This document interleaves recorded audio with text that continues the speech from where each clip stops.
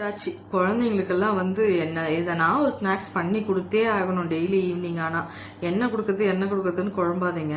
அவலும் ராகி மாவும் வச்சு ஒரு கொழுக்கட்டை பண்ணலாம், சூப்பராக இருக்கும். இந்த கப்பில் நான் வந்து ஒரு கப்பு அவல் எடுத்துட்டேன்னு வச்சுக்கோங்க. அவல் எடுத்துக்கிட்டேன். இது வந்து எல்லாமே ஒரே அந்த கப்புனா அந்த கப்பு தான் அளவு. இப்போ அந்த வெள்ளை அவல் தான் என்கிட்ட இருந்தது, சிகப்பு அவல் என்கிட்ட இல்லை.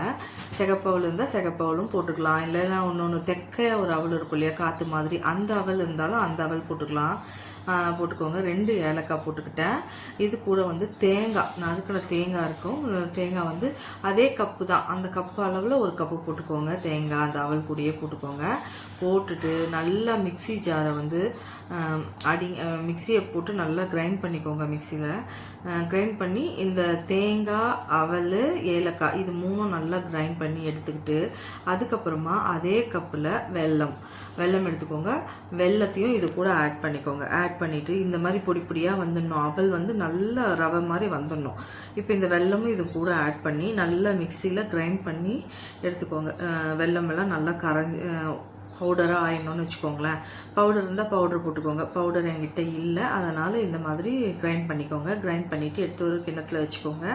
இது கூட இப்போ நம்ம என்ன ஆட் பண்ண போகிறோம்னா, ஒரு ஹெல்த்தியான ராகி பவுடர் தான். 1 கப்பு ராகி பவுடர் நான் எடுத்துக்கிறேன். தேவைப்பட்டால் 1.5 கப்பு, ஒரு சுகர் கொஞ்சம் அதிகமாக இருக்குதுன்னு அதிகமாக வேண்டான்றவங்க 1.5 கப்பு ராகி பவுடர் கூட எடுத்துக்கலாம், ஒன்றும் பிரச்சனை இல்லை.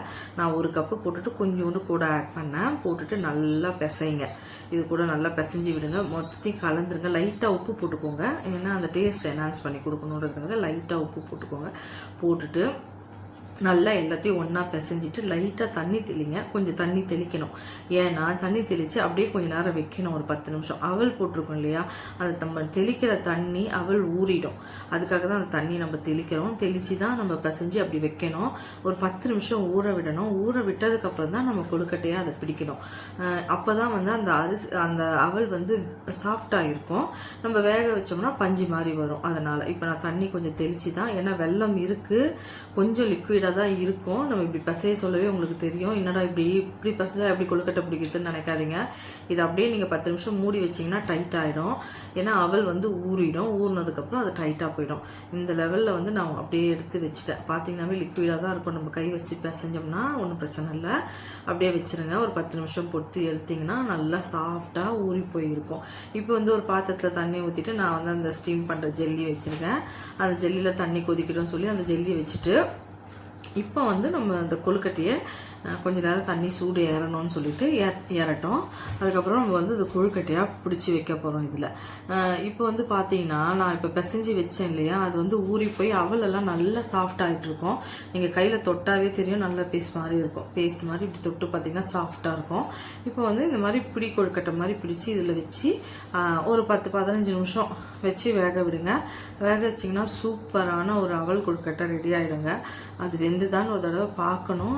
கொஞ்ச நேரம் டைம் எடுத்துக்கோங்க, ஏன்னா டக்குன்னு ஒரு 10 நிமிஷம்னா ஆஃப் பண்ணிடாதீங்க, கொஞ்சம் வேகணும் இல்லையா, அதனால தான்.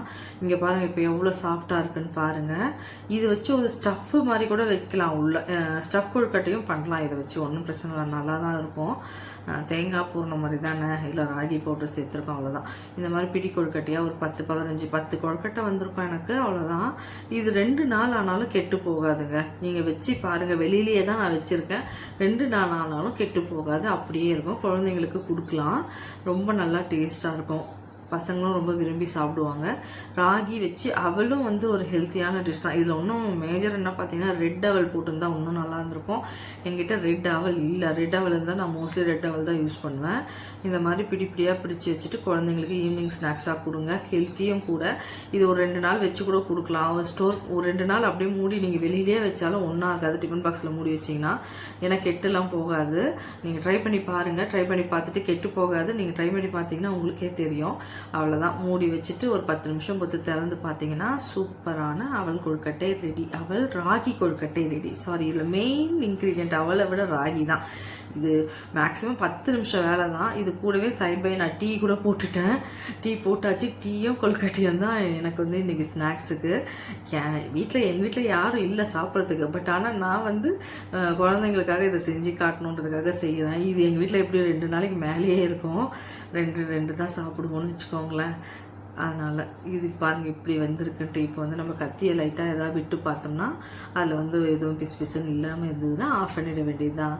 அவ்வளோதான். சூப்பரான ராகி அவல் கொழுக்கட்டை ரெடி ஆகிடுச்சு. பிடிச்சிருந்தால் லைக் பண்ணுங்கள், ஷேர் பண்ணுங்கள், கமெண்ட் பண்ணுங்கள். நிறைய வீடியோஸ் இருக்குது, போய் பாருங்கள், என்ஜாய் பண்ணுங்கள். நிறைய சமையல் வீடியோஸ் போட்டுகிட்டே இருக்கேன். விதவிதமாக குழந்தைங்களுக்கு ஸ்நாக்ஸும் போட்டுட்ருக்கேன், இன்னமும் போடுறேன். லீவு முடிகிறவரில் குழந்தைங்க வீட்டில் இருப்பாங்க இல்லையா, நிறைய ஸ்நாக்ஸு அந்த மாதிரி எதையாவது போட்டுட்டு தான் இருப்பேன். பாருங்கள், பிடிச்சிருந்தால் லைக் பண்ணுங்கள், ஷேர் பண்ணுங்கள். மெயினாக யாரும் ஷேர்லாம் பண்ண மாட்டேங்க. சப்ஸ்கிரைப் பண்ணுங்கப்பா. சப்ஸ்கிரைப் பண்ணாமல் தான் எல்லாருமே பார்க்குறீங்க. சப்ஸ்கிரைப் பண்ணுங்கப்பா. சூப்பரான ஒரு அவல் ராகி கொழுக்கட்டை ரெடி.